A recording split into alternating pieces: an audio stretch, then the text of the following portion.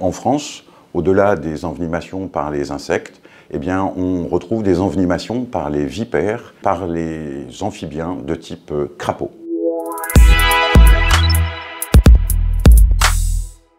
Les envenimations par les vipères sont relativement fréquentes, notamment en période estivale, et vont concerner principalement le chien, qui va chercher à jouer avec le serpent, et du coup le serpent va chercher à mordre pour se défendre. Ces morsures défensives sont relativement fréquemment associées à une inoculation de venin, mais il faut savoir que toutes les morsures de vipères ne sont pas associées à une inoculation de venin. On parlera dans ces cas-là de morsure blanche, et la différence se fera rapidement, puisque après la morsure, si se développe au niveau des points de morsure une réaction locale, c'est qu'il y a injection de venin. Il conviendra bien sûr, dans ce cas-là, de consulter sans délai un vétérinaire en fonction de la quantité de venin inoculé. Le risque vital de l'animal peut être engagé.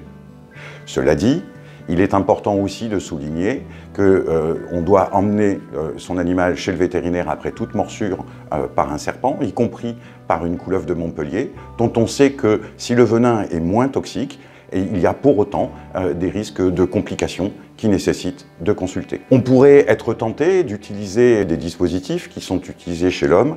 Il faut savoir que chez l'animal, ils n'ont peu ou pas d'intérêt, et c'est pour ça qu'il est important de consulter un vétérinaire sans attendre. L'autre circonstance d'envenimation est liée à un venin particulier qui est à la surface de la peau de certains amphibiens, et plus particulièrement des crapauds communs. En ingérant un crapaud ou en jouant avec un crapaud, l'animal va ingérer ce venin qui est à la surface de la peau du crapaud, et ce venin va être à l'origine de troubles digestifs qui vont se développer assez rapidement après l'ingestion, mais il faut savoir qu'en fonction de la quantité de venin ingéré par l'animal, on peut aussi observer des troubles cardiaques graves qui, dans les cas les plus sévères, peuvent être à l'origine du décès de l'animal.